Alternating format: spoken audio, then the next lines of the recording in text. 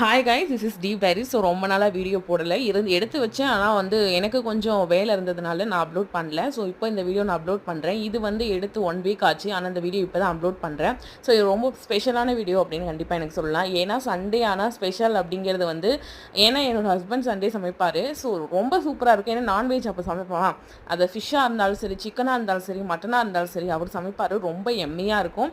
ஸ்பைசஸும் நிறைய போட்டு நல்லா சமைச்சு கொடுப்பாரு. ஸோ அதே மாதிரி தான் போன வாரம் நாங்கள் மட்டன் பிரியாணி ஃபஸ்ட் டைம் நாங்கள் இங்கே ட்ரை பண்ணது.